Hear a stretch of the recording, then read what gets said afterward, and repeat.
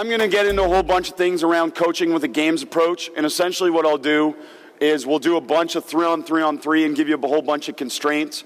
Just remember again that anything we do 3-on-3-on-3, we can do 4-on-4-on-4 or 5-on-5-on-5. To start with, I'm just going to do something which is kind of building on what we did yesterday, which is this or that. This is called the chase drill.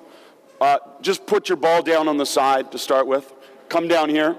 Actually, let's go blacks down there and white down here because it's super simple. Okay, and one black, stay, come here. Yeah, just let me hold your ball for a second. Okay. We will break this into smaller groups, but right now start at the, right there at the 3-point line. You're going to run that way. Okay, chase drill.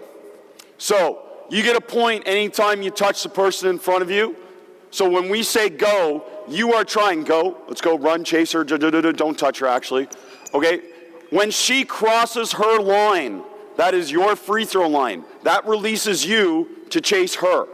So if you didn't touch her and she crossed the line, you need to pivot and get all the way back and go. Now, if you touch her, then you're released right away. So if she touches her, you're released right away to try and chase her. If you get all the way across the line, what does that do for you? Releases you to go chase her. Okay, go over there and start it. This or that. So this is this. This is the original version of chase drill. Okay? And then I'll show you what we build it to. Go. Get her, get her, get her. Figure it out. Don't keep running. Good. Get back. You got her. Go get her. Go get her. No, you're out. You're out. She's got to go. Get her. Go back now. Go. Get back. Get back. There you go. Go, go, go, go, go. Get her, get her, get her, get her. Go. She released. Released. Now go. Get back. Don't go. You're not going to get her. Okay, hold. Hold. Hold. Hold. Hold. Hold. Hold. Awesome. Awesome. Okay, go get a ball. We got too many whites if you want to switch, but whatever. Everyone go get a ball. Go get a ball. Here's a ball. Here's a ball. Here's a ball. Everyone have a ball. Everyone have a ball. You can see the strategy. And I was saying this to coaches last night. I don't want to give them answers. I want to see who can figure out either how to cheat a drill or to how to come up with a solution to something. Right? Because it really is competitive to try and figure out a way to create an advantage. Okay, come down here. One of you come down here. Let's go start it. One of you come down here. Start it. Let's go 3-point line to 3-point line now. So you can start at the white line. Okay, start at the 3-point line. So you got to cross the 3-point line. So we can constrain the space or make the space wider. We can make the space diagonal. We can move the spaces anywhere we want. This is too many in one chase drill. We would break this into probably two or three chase drills because then they get more reps. But of course, I want to do it always with the idea of we're getting better at basketball. So we turn this into a dynamic ball handling drill. Everyone is dribbling. Everyone is dribbling. Ready? Everyone is dribbling. Go. Get back. Get back. Good. Got her. Get back. Get her. Quick. Get back. There you go. Go. Get her. Get her. Get her. Get her. She's got to get back. You got to get back. You got to get back. Get her. Good. Go. Go. She too. Good. Okay, hold. One thing we got to identify is we got to identify quicker when she crosses the line. Right? Because you're released as soon as she crosses the 3-point line. Ready? Start up there. Start there. We can dribble only. Right? Constraints. Now we can dribble only. Go. We're all dribbling. We're all dribbling. We're all dribbling. Ah. Good. Got her. Go. Go. Can't get her.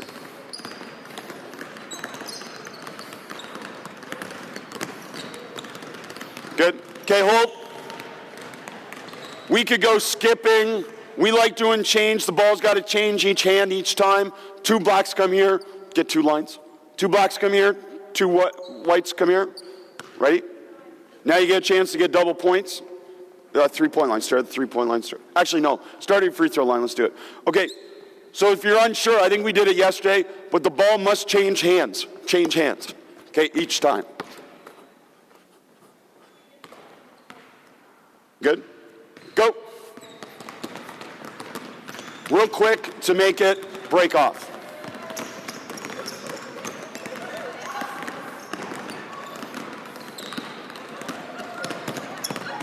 Okay, hold. Excellent. Great effort. Great effort on all this. Two come here, two come here, two come here. We would alternate. They just have more people, so I'm bringing two here. Okay. Must not run in a straight line. So I must not run in a straight line. So we could call it zigzag. I just don't like zigzag. Go.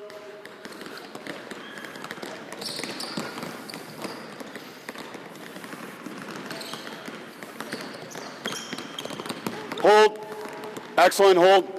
Come here, you two. Must run backwards. Everyone must go backwards. Boop, boop, boop, boop, boop. Dribbling backwards and trying to touch backwards. Go. See it, see it, see it. Got to turn, got to turn. Got to reach. Got to turn. Got to get her, get her, get her. You got her, got her, got her, got her. Ah! No, you don't. There you go.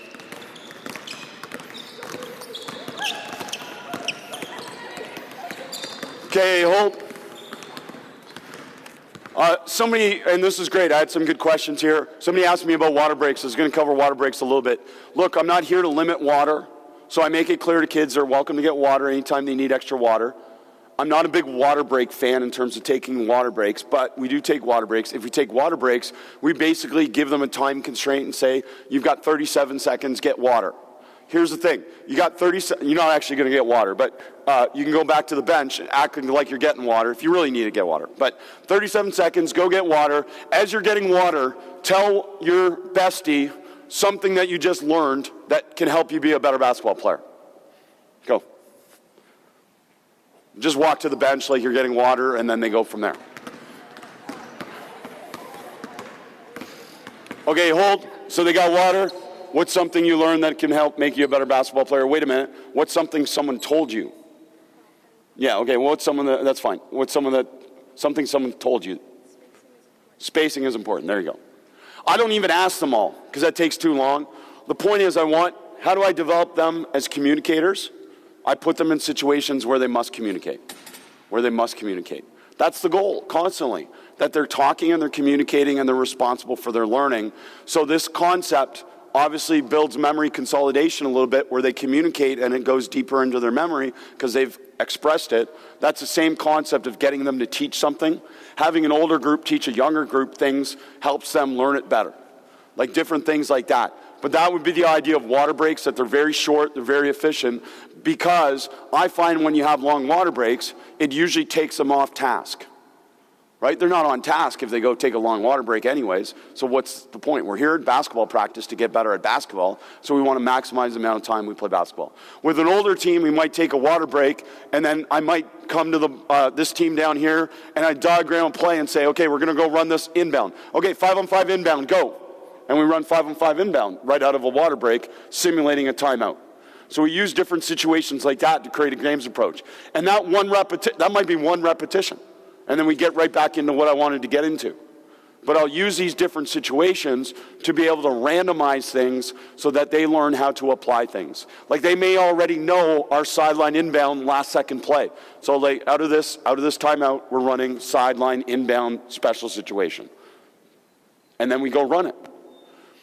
Instead of doing mass reps of sideline inbound or special situations, after we taught them, we want to randomize them as much as possible, just like a game situation. Okay, get in, we only need one ball. Get in your 3 so 3 down there, 3 at center with the ball, 3 there, and then form that line over there, and we'll try and figure out our method. Just one ball. You're the smartest in the room because you kept your ball and you get to play offense. Like it.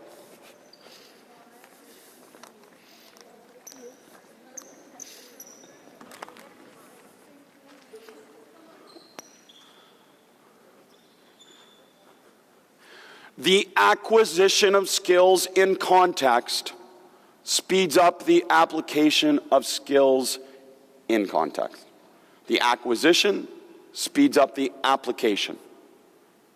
So the more that they acquire skills in the context of the game, the faster they're going to be able to apply it in the game. And that's why I firmly believe in a games approach, a lot of different words for that, but basically by teaching them while they play the game of basketball. And I've shown you throughout this clinic many different ways. Just create a situation where they're offense versus defense, and then have them explore possibilities.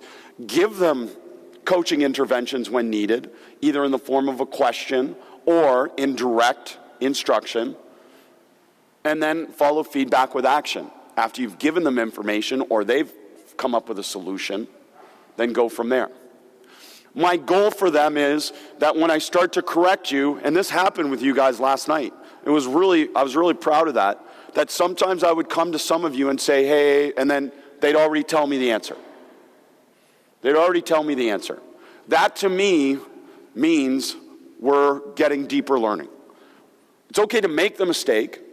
What we want them to get to the point is that they can be error detectors, error correctors on their own. Why? Because I can't stand on the sideline in a game and correct everything for them. They got to correct it on their own. They got to figure it out. And that part of the process is really important. The other part of playing basketball in practice and a games approach kind of concept where we learn through playing basketball is, I have not found one other way to create a competitive mindset other than playing basketball. And we'll do different things. I'll show you some different constraints. But that competitive mindset comes from playing offense versus defense. No matter what I do with time or score in drills, shooting drills or full court drills, it doesn't create that same competitive mindset. I can put a time constraint or a score constraint on three-man weave, and then, oh yeah, we got to get this score, or if not, I make them redo it. Well, again, every time you make them redo it, you're taking time away from basketball. So to me, that's not building the competitive mindset. What's building a competitive mindset is, let's just say there's not the extra players right now, and we just have a team of, say, 9 or maybe 12. And all I'd say is, okay, this team's up 5, 3 minutes on the clock. You probably won't win, but how close can you get? You probably won't win, but how close will you get? Because we only value competition relative to winning. How about valuing competition relative to getting closer? Oh, you're down, can you get closer?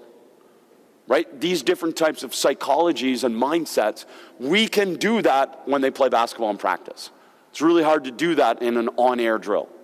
So we want to do different things. Okay, the girls with me, is that fair? We co-created the solution here. Because I didn't want them to just stand there because we got too many with too few baskets. So they co-created the solution. Who wants to explain the solution? This is your chance. This video will be seen around the world. Who wants to step up and be on video? If it was on TikTok, they'd all step up right away. So tell me, what was the solution? On defense, when you get off, new 3 girls come on to be the next defenders. And then that group on defense goes off and to the end of the line. Awesome effort. You're a star. So that's the situation. So we co-created it because I said we got too many people, let's figure it out. This is literally how a lot of my coaching goes, is like, okay, we've got this new problem, let's find a solution. To me, that's not a weakness. Like, I could definitely figure it out. To me, that adds a strength to our team and to them individually, that they're an active participant in their development, they're an active participant in the leadership, and we're all active participants with the same goal. You want to get better, and you want to help your team win. Okay? 3-on-3, shrink the floor. So wherever I'm standing, you have to play inside of me with the spacing. Okay? Go.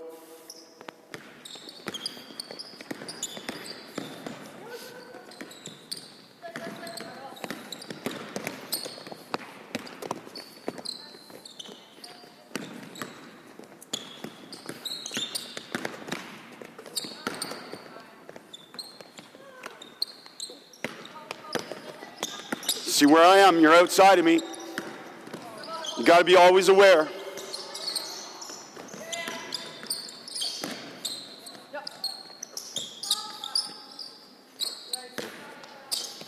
Okay, now hold.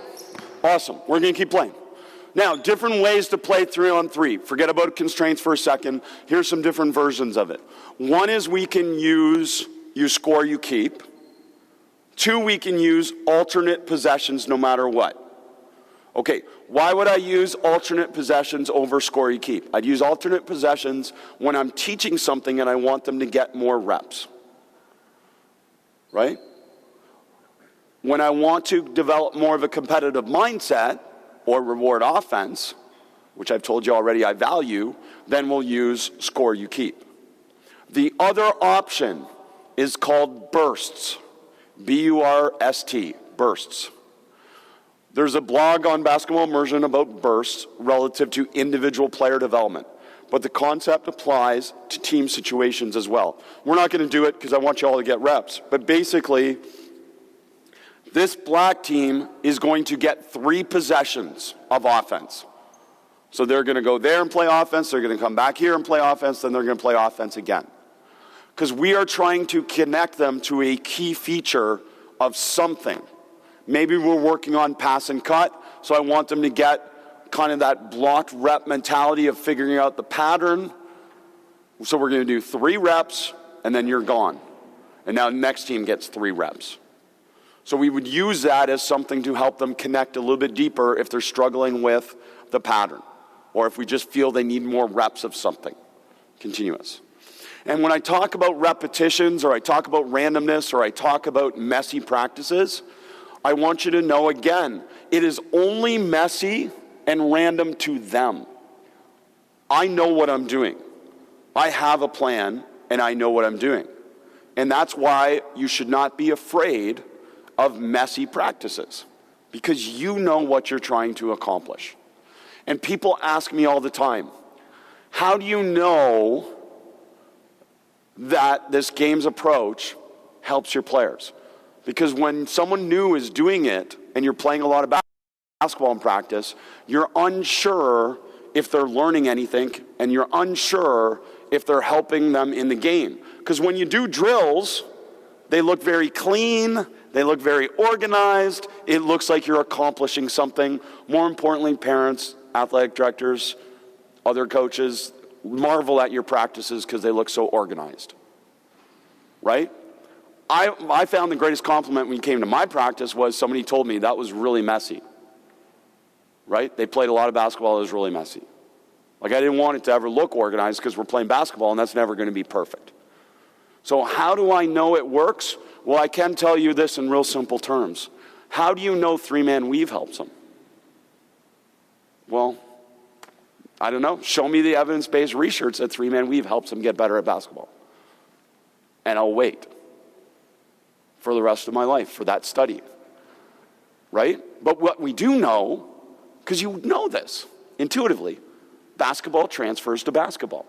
Playing basketball the way the game of basketball is played transfers to the basketball game. Okay, here, let's go deeper. How many of you still play pickup? Some of you still play pickup? Okay. So when you play pickup, are you doing zigzag drill, shell drill, 3-man weave first? What are you doing? You're playing basketball. 2 reasons. That's fun, way more fun. And 2, you know it works. You get better at basketball by playing basketball. So that's why we try and play the game and play from there. Okay, next, we'll just play alternate possessions no matter what, so we can play from there. Okay, Jim Larinaga, Miami, University of Miami head coach, longtime head coach there. He was on the basketball podcast episode, and he shared this constraint, so we'll try it. I haven't tried it yet with this level, but only 1 player can rebound the ball. So decide right now, who's the 1 player on the floor that can rebound the ball for your team? Okay, you got it? Who can rebound on your team? Okay, you can rebound. Just put up your hand so the coaches know. Who can rebound here? There you go. So you're the only players that can rebound the ball. So as you come in, identify who can rebound the ball and just put up your hands. Go.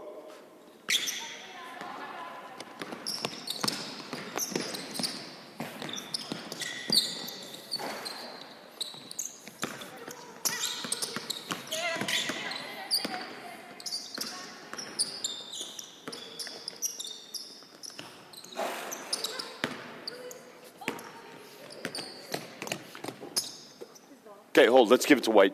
We wouldn't play out of bounds necessarily, but go White. Go White.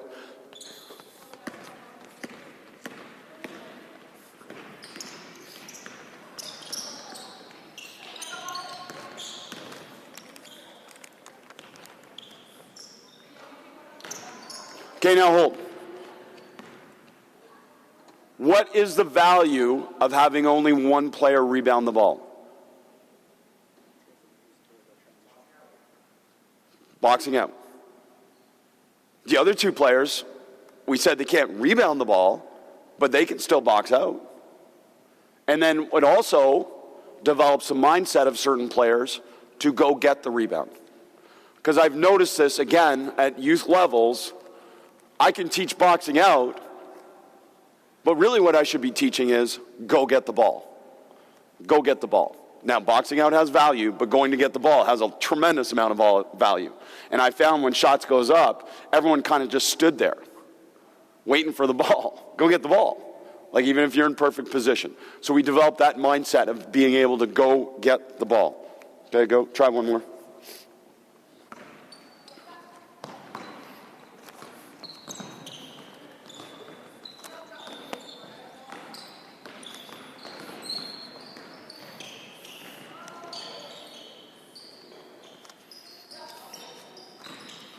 Okay, no dribbles. No dribbles. No. Anyone can rebound and no dribbles.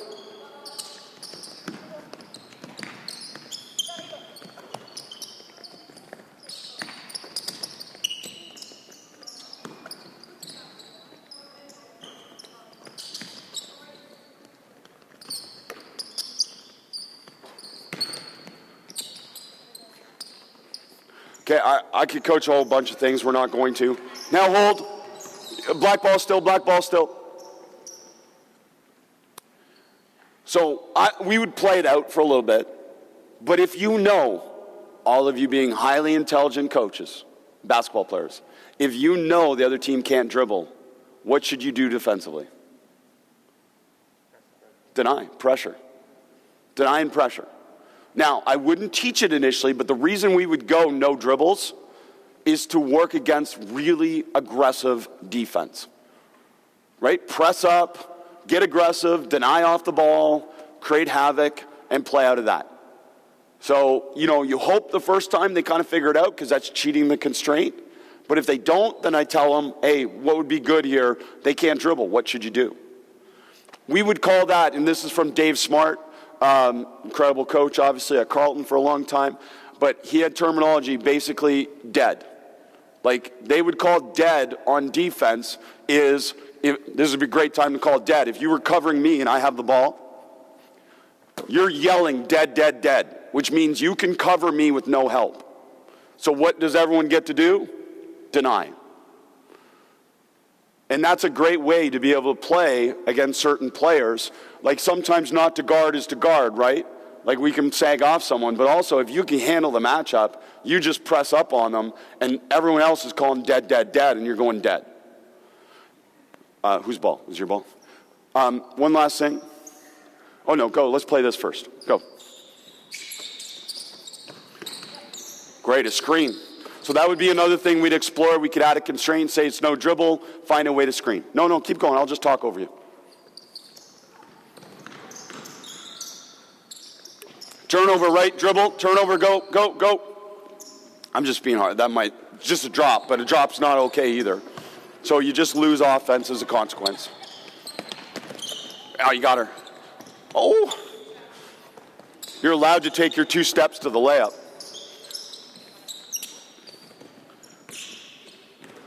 Okay, hold. Go black ball. Great job. Great cut. Great pass and cut, you two. Now hold. Now it's two-way coaching, right? So the offense was good because the cut got in front, but the defense was bad because the cut got in front. So I can stop and have a coaching intervention for offense or defense. That's the point. So we didn't jump to the ball. We didn't take away the cut. We can coach both sides of the ball at the same time, and I would. And I would stop it. So if you ask me, are my practices 50% defense, 50% offense? I say my practices are 100% basketball. And that's good because it's two-way teaching, two-way coaching. Okay, you can dribble now You can dribble now, but no help on defense. Nobody is allowed to help on defense. So if you can't help on defense, what should you do off the ball? Deny. Great effort answering. We go no help, you can go. We go no help a lot when we overhelp to get in the mindset of covering the ball. Cover the ball. You don't need help.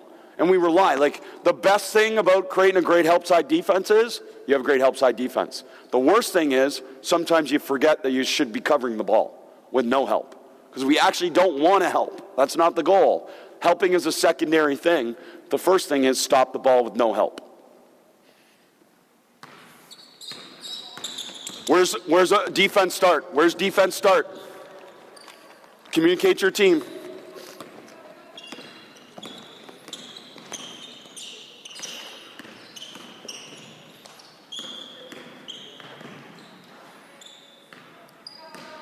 You also see who competitively will dig in and defend.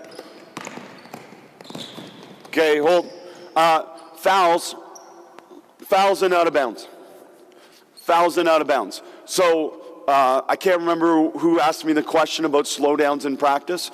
We remove any type of inbound in practice. So everything's available. So if it's out of bounds, we play it as long as it's safe. We don't want you to run into walls. But we don't want to slow down on the ball going out of bounds. And if you want to play inbound, then have a second ball. Right? Have that parent that always sits in practice. They're the designated ball chaser. Put them to work. Like, put your parents on your team if you can. If they're going to sit there all practice, have them chart stats. Two things will happen. One is you'll get stats. Or two, they won't want to sit in practice anymore because you're putting them to work. To me, that's put them on your team. I try and if you're going to watch practice, I'm going to put you on my team. I'm going to find something for you to do because it makes them feel more a part of it, and that's usually what they want anyways. Or, again, as I said, they won't want to be there anymore, right? Those different things. So, what was I just saying? I got lost in translation. The slowdown. So we don't play out of bounds, right? Except when we play out of bounds. Does that make sense? We don't play out of bounds except when we play out of bounds. And I've never had players step out of bounds in games because we played no out of bounds in practice. Just like fouling. I've never had players foul in games more because we don't call fouls in practice. With the exception of things about safety. We'll call things about safety.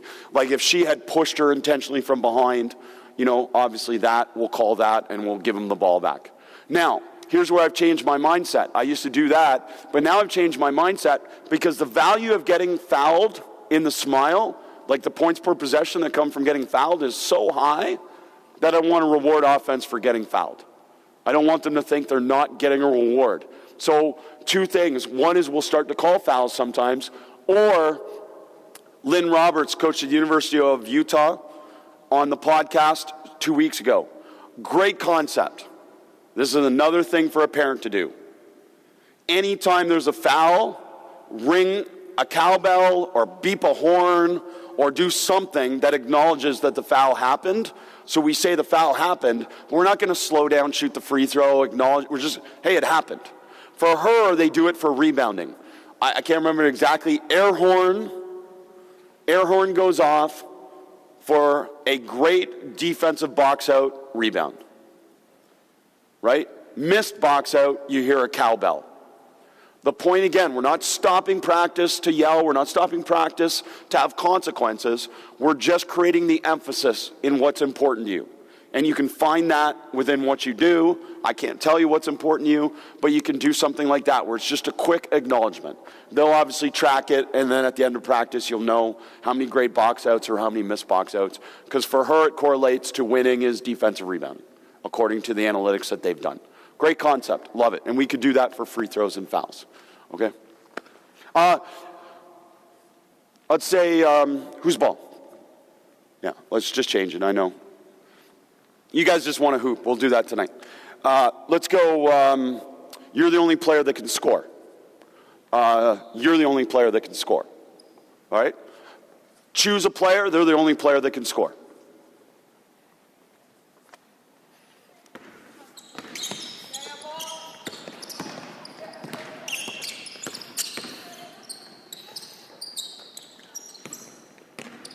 Good. That was good.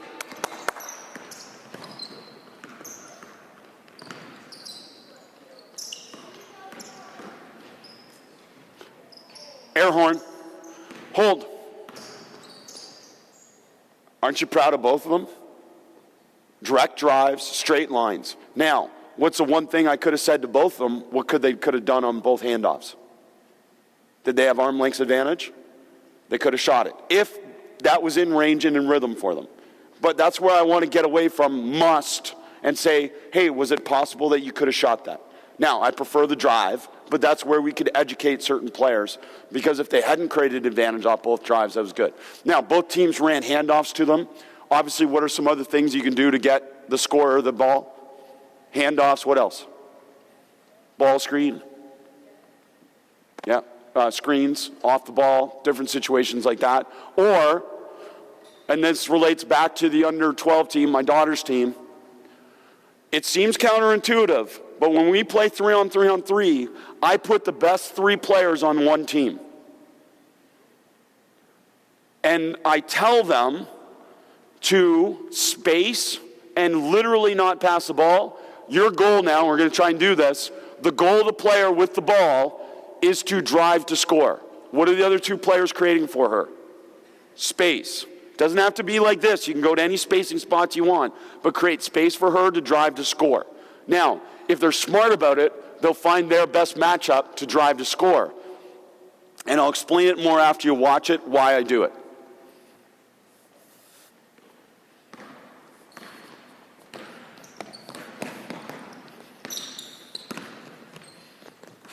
Great effort, great effort.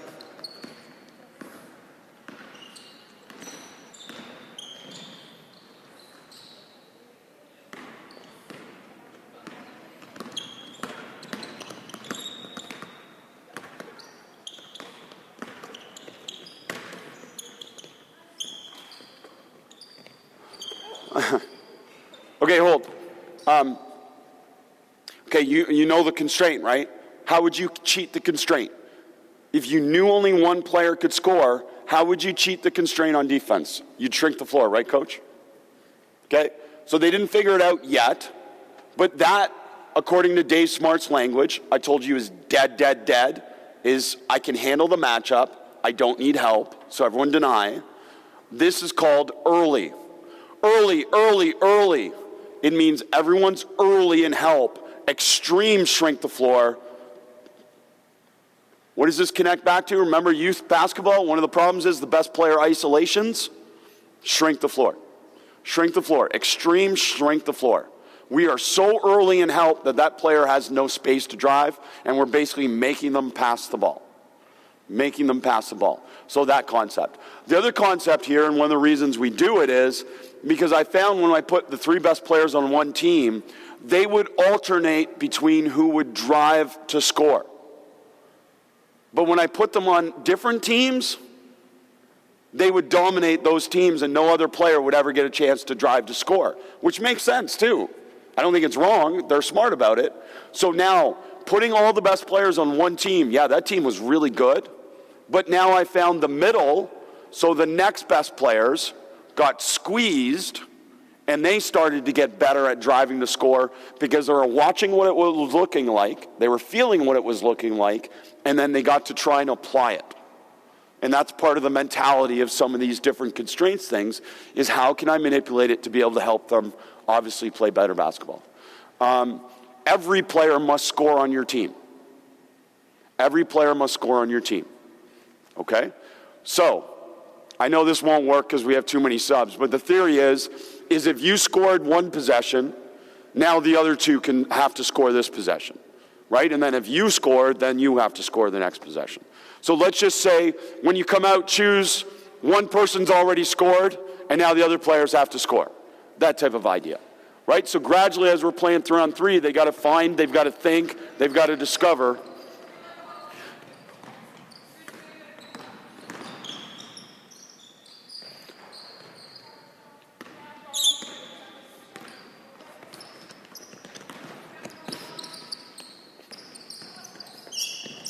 Shoot. Oh, unless you shot over. Okay, cool. Go. Okay, hold. You get it. You know, that would play out over time.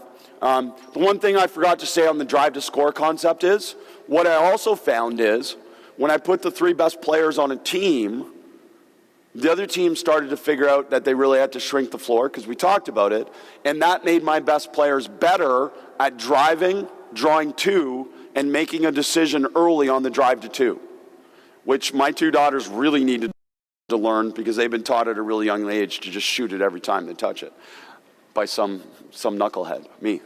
But so now they've started to learn, they draw two, pass it. They draw two, they pass it. And also, they trust the other two players. Sometimes when they play with the other players, again, nonlinear development, they don't trust passing it to the other two players, so they don't pass it to the other two players, so they force shots. A general philosophy is coach to your highest level on your team. Coach to the highest level on your team. That will squeeze the middle. We're trying to lift the middle. We are trying to help the bottom get better.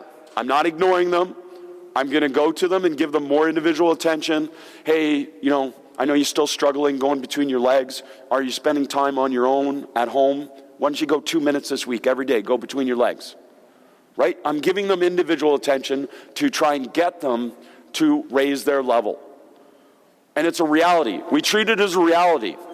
Hey, I know you're not as good as them yet, but you can get better than them, but you got to do stuff on your own. I know it's not you. You're already awesome. But you know what I'm saying? Like I'm not caring about the bottom.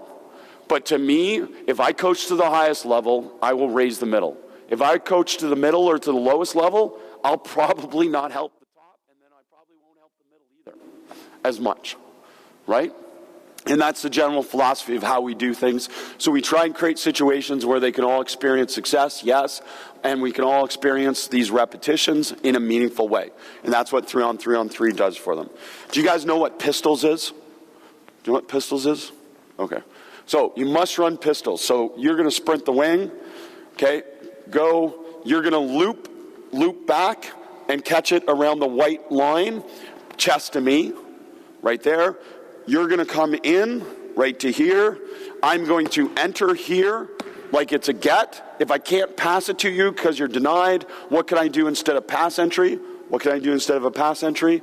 I can dribble off of you or I can hand off to you, right?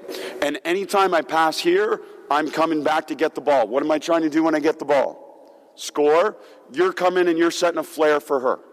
Flare for her, bum, play, and now we play off of pistols. So just real quick, she loops, I enter, I cut, you flare, we try and play off of that. Okay? Any possibilities?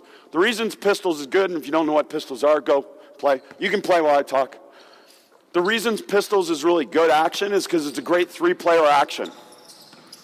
And there's tons of videos on YouTube. I've got one on Basketball Immersion with some special plays out of pistols. But there's just general teaching things. Pistols is a series of three-player sequences. This is why 3-on-3 is good, because it's really just three-player sequences. Slow down the ball so you can get there. Yeah, good. Play. Try and drive to score. Good. Good. Good pin screen. Drive to score. There you go. There you go. Good action. Excellent. Good slip, good slip. There you go. Okay, hold. We're going to keep playing because you're doing a great job with this. What are other possibilities other than giving it to the player on the handoff? Simple. Do you always have to give it to him? You can keep it, right? If you keep it, instead of a flare, it'll become a ball screen, right? Or you can keep it and attack yourself. Right? Different actions off of that. Also, if I pass to the wing, so turn face me, you pass to the wing right there, and your defender jumps here, where's path of least resistance? Cut. Yeah, basket cut. So you can just basket cut and then it becomes a wing ball screen. Tons of possibilities to play out of it. But just by giving them a little bit of structure, remember structure gives them freedom from choice? We're giving them structure to give them freedom to be able to play with unstructure. Structured to unstructured. We start with structure, pistols, and then we make it gradually unstructured.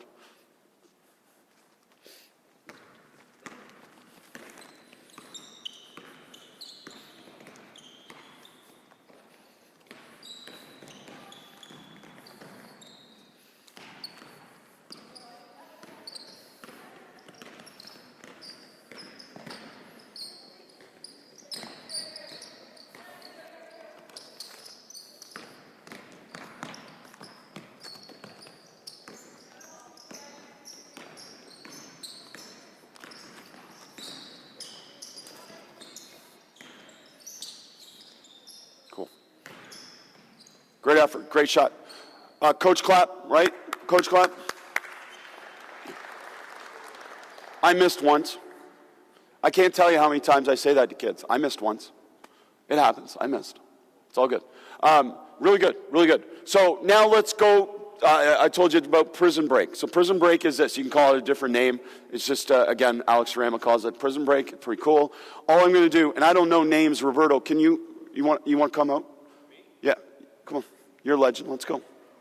Come on. Let's give him a hand. Okay, so as they're coming down, so they got the ball. So let's go back. You simulated, you just got the ball. The other team, you stopped them, you got the ball. Call out the name of one of the players on defense, and they must come touch your hand. Give you a fist bump. So you just come around here so they don't have to run too much. Yeah, they got to give you a fist bump. Just fist bumps, right? Because we don't want to transfer disease. All right, cool. Good. Now play. You got an advantage, temporary advantage. Prison break, temporary advantage.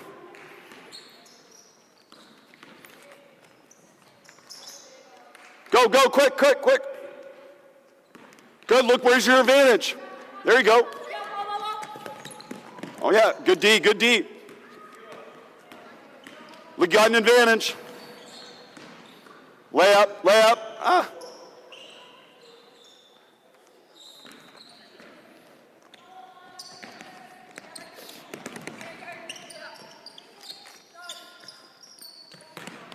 Okay, hold. Now, they could, you're amazing, by the way. You want to stay for a sec? What's your last name? Campanella. Roberto Campanella? Yeah. Roberto Campanella, if you don't know him, coaches TAP and does a great job. I was with them last night. They do a great job with this program. One is I can tell when coaches do a really good job, and I know Adam would say the same, because you know how engaged players are. And I also, the other part, I could tell that they enjoyed being there. And both TAP groups enjoyed being there. Regardless of me, they look like they enjoyed being with each other.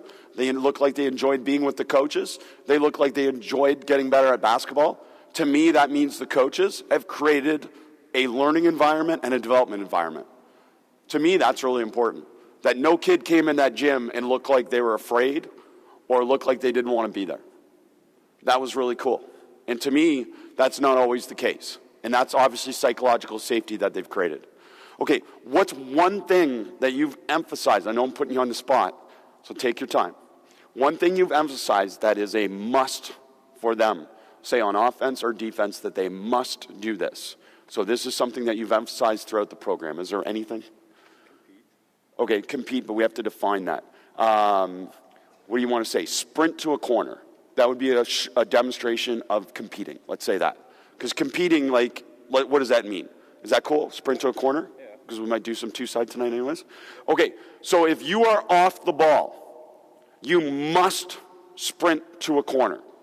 If you don't sprint to a corner, coach will call hangman. That means your team will get an H. We're not going to stop practice, but they're going to get a consequence.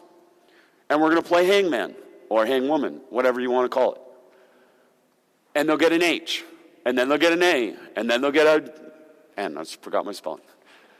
But you get the idea, is that the consequence will show up throughout practice. And we can emphasize something different, but players are responsible. Say we have the same teams, but something we want to emphasize, we just create an emphasis for it.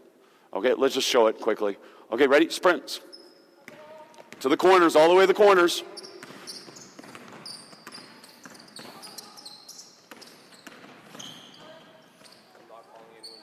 No. You have to judge whether they're running hard into the corners. So that would be an H. Okay, hold. Yeah, they just say, you'd say hangman. That means you get an H because you didn't run hard to the corner, for example. Thank you. We set that up in advance that you didn't, so that you could show the coaches. That was awesome. But you get the idea, right? So anything I want, there's an emphasis, and then it would be less people too, so it'd be a little bit more consistent with the teams. And usually, again, in 3-on-3-on-3, if we have extras, and then it's like a team of 4, that's fine. You just sub a person every possession. You know, they sub. I don't sub. They don't sub. Okay, let's give Roberto a big hand. That was awesome. To be able to play out of that situation. Okay, 3, 2, and 1. 3, 2, and 1. A 3-point possession is when you score in the smile. A 2, you get 2 points, is for a 3. A 1 is anything else. Okay? 1 is anything else. So a 3, 2, 1. So we can create a scoring system to emphasize the way we want to play. We could make it more extreme. I'm just not that good in math, but some people might go 5, 3, and 1, right? But they got to do their own math. They got to keep score. One thing about keeping score is, hey, what's your score? Yeah, I know you don't know score. But I would go and ask a player and say, what's your score? They need to always know their score. Have you ever played a game where you don't know the score? So we don't want to practice without knowing your score. They're responsible for the score. So their team should constantly call the score, or individually they should know their team's score. What gets to the next level is if I can say, what's the other team's score? What's their score? If they know the other team's score, then I think I'm connecting them to a competitive mindset of knowing the score. And to me, there's value in them keeping the score over me keeping the score because they're paying attention to competitive mindset, which is, are we winning or not winning? And if we're not winning, how can we change it? And if we are winning, how can we push the lead? Right? That type of mentality. All right? So that was hangman. Okay, must trap. Must trap. Okay? Back up, this group, back up, because I stopped your possession. So you must trap when they cross half. We must trap anywhere and any way. Okay? Actually, let's make it even easier. Must pass over half. Unless you stole the ball and you're ahead of all your teammates. Must pass over half. Whenever you're ready.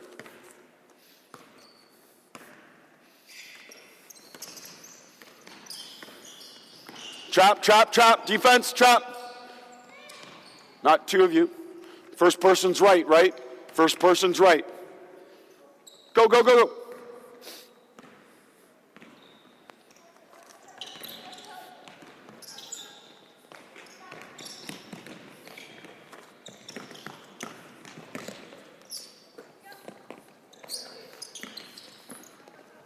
Cool. Keep going. I'll let you play one more. Chop, chop, chop, chop. Good. Rotate. Good.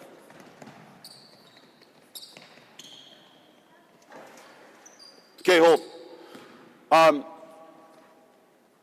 Ask me the question, would I teach defensive concepts out of that? Yes, absolutely. Would I teach them initially? No. Because who do I want to experience success against chaos as the offense? But eventually what I can do is organize the defense and say, okay, on this trap, what pass are we taking away? And we can also change the location and obviously trap in the front court instead of the back court. But we could organize the defense. I just wouldn't start it organized. I wouldn't start it organized. And if I want to be a pressing team, I was just with Tobin Anderson, head coach at Fairleigh Dickinson, Division I, New Jersey. Tobin Anderson All Access has an immersion video product where he goes through his whole pressing system that he's used throughout Division III, Division II, and now Division I. It's just great stuff. What a great blueprint for success that he uses. But the one thing is, that we talk about is, if you want to be a pressing team, don't teach press break first.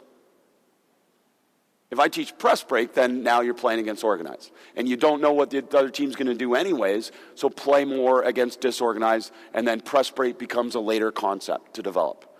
So whatever you want to be, don't think about giving the other team, the defense or the offense, a solution, because it helps you get a little bit better. A little bit better with it and a little bit more comfortable with it first. Okay, let's go 3 here. We're going to do it at both ends, but watch. Come here, you 3. Start with the ball, face her, get in the line. You guys can all get in this line. Get in this line. Go to this rim. You're on defense. Okay, right there. Cool.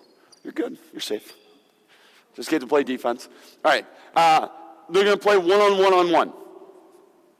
This is called a platform drill. This is called a platform drill. And it's on YouTube, Basketball Immersion YouTube. One-on-one-on-one is there. You'll just see it a little bit better here. That recording was from a camp. But to start with, just play one-on-one. Go. One-on-one. Go. Just one-on-one. Anything you want. But get to the smile, right? Cool. Now hold. Whether you score or you don't score, you can offensive rebound and keep scoring until the defense gets the ball. Once the defense gets the ball, that releases you on top. You must relocate. As soon as she catches it, sprint somewhere, catch it, and then I'm attacking the catch immediately. Once you lost possession, she got the ball, that means you go to defense. So she outlets it, go, outlet it, boom. Now you're on defense, attack. Now hold. You're gone, Zoe. Bye-bye. But you don't want to pause and let her settle, right? You want to attack her in space. Space for speed, attack a closeout.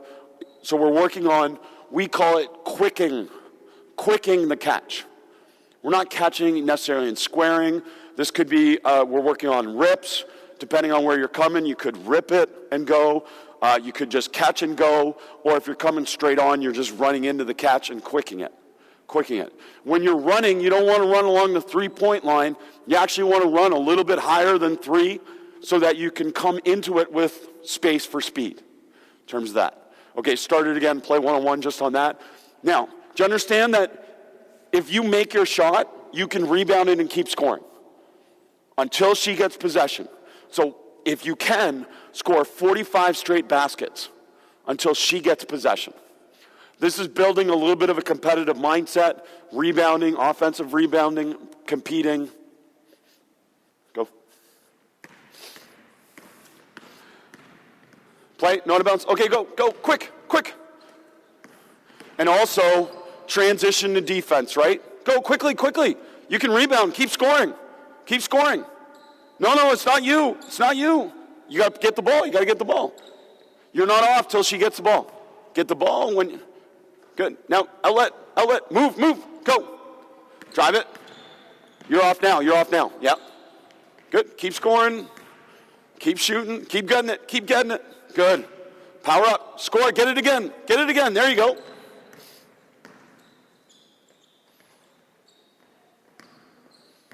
Awesome. Way to compete. Okay, hold. You guys want to play down there too? Let's go have fun. Get a few more in this line. Go. Keep going. Yeah, I could throw you a ball.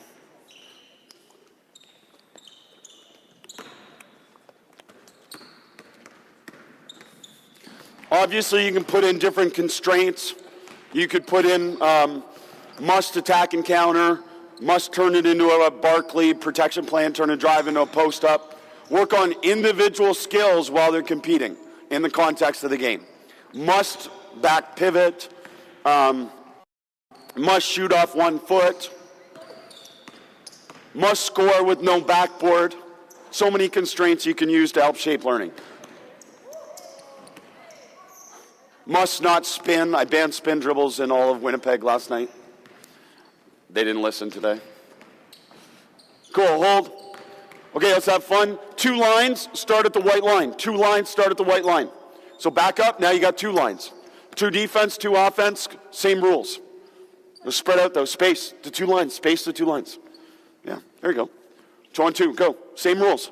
Now you can build it 2 on 2. Any 2 on 2 sequences?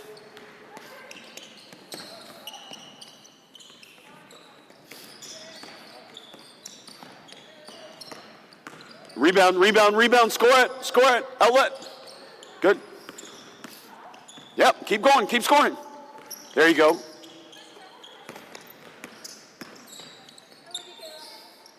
Okay, hold.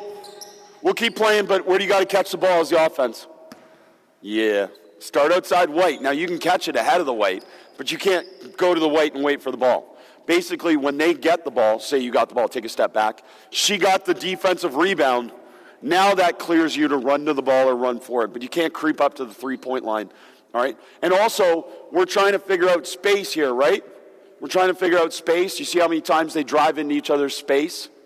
Right? Different concepts like that you can build really easily out of this. This isn't just go compete. This is obviously you connect them to your principles of play that you want them to play with. Now, say you outlet there.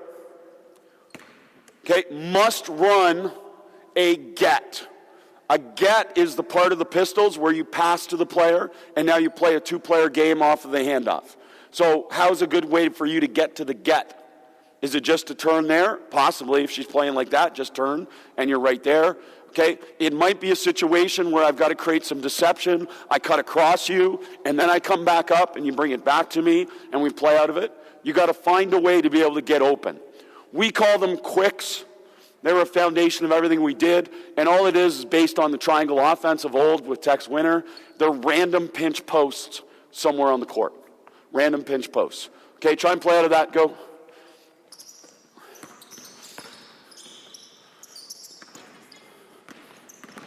Rebounds. Good. That's all right. Play. You sub out if you need to. You all right? Yeah.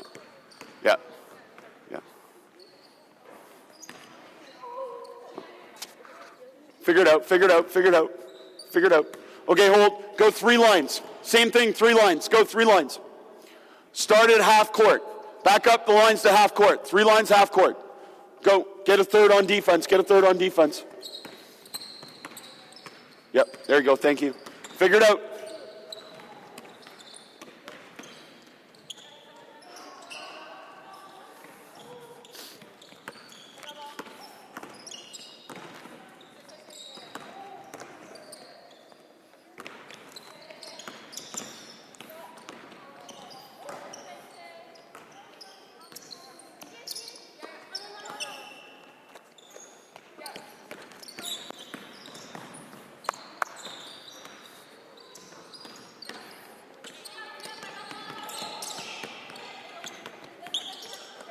Okay, hold. Pretty fun to play basketball? Like playing basketball? But you can see, I mean, the energy, the talk, the enthusiasm. I mean, again, this is not about them, unfortunately, but you can see when they get to play basketball, they love playing basketball. And they'll see that tonight. They'll get a chance to play some more basketball tonight. Let's give them a super big hand. Also, hey, give yourselves a hand. You deserve that. Okay, you guys go celebrate. Go over there for a second, and I'll wrap up. You're done. Thank you. You're amazing. And I'll see you guys tonight, so we'll be besties again. Yeah. So just to clarify what a platform drill is. As much as we think they're high-performance athletes, they still have a limited cognitive capacity. We can all agree we all have limited physical capacity. I can only run so long before I'm going to be tired and probably stop running. It's the same thing mentally. So the idea of a platform drill is use the same drill and just change the constraints or the emphasis within the drill so I don't have to spend time in practice teaching new drills or small-sided games or versions of 5-on-5. We literally can come to practice every day and say we're playing 1-on-1-on-1 or 3-on-3-on-3, and then we're just manipulating the constraints to work on different things. Today we're working on pistols. Tomorrow we're working on gets. We're doing different things out of those. That is the idea of a platform drill. Instead of having thousands of drills, which used to be pride for coaches, literally my practice plan is basically play basketball and then decide what we need to do to get better at basketball. And that really does simplify the process for me, but it also helps me keep the focus on what they enjoy. And that's the value of the games approach. Whether you feel that way or not, I do want players to enjoy practice. And even saying that, if you ask my 9-year-old or my 11-year-old daughter, ask them what their favorite drills and dad's practices are, or games and dad's practices are, and they will both have different answers. And you know what we do in practice? We play basketball. But they will still have versions of the basketball that they like more than others. And that's realities. But what they both agree on, no matter what is, when we play 3-on-3-on-3 or 4-on-4-on-4, that's their favorite thing. And I know, like, if a 9-year-old and an 11-year-old that don't have that much experience playing basketball connect to what they really enjoy in practice and is playing basketball, that tells me that that's important. And that's important. A lot of these things, by the way, I've done with college-level players. You know the rock, paper, scissors chase, the chase drill. Like, this isn't exclusive to young kids. basketball is basketball, and all players like to have fun playing basketball. But more importantly, what is fun for basketball? Fun is improving, and fun is your team succeeding or getting better. So notice progress. If your team's not winning, that's fine. Can you still notice progress? Can you still point out things that they're doing better than they were last week? And that's super important. My whole goal here is not to change what you do. It's to add to what you do, make over what you do, subtract from what you do, and hopefully stimulate your thinking. I'm just here to stimulate your thinking. If you could do me a big favor, as I thank Basketball Manitoba, Adam and Dan in particular, who are my hosts, can you please give them a public shout out on Twitter, Insta, Snapchat, wherever Adam is, probably hanging out on TikTok. Like, give Basketball Manitoba props, because I don't think we do that enough. We don't openly do that enough, where we appreciate the fact that they put all this energy and time into doing a clinic. And you should as well give yourself a shout out and be proud that you sat through this session and be proud that you put effort into your learning. The best, and this is throughout Basketball Immersion, the whole philosophy, the best player development is coach development. The best player development is coach development. So I thank you for the opportunity to be able to share with you. I will be here. I'm available for questions. As you get food, I'll hang out here or up there. And I'm always available at B-Ball Immersion on Twitter or Basketball Immersion on Instagram. My DMs are open, so if you have any questions, please reach out as well. And I thank you for the opportunity to be able to share the game. This is one of my bucket lists, and I really appreciate you being here for me. Thank you.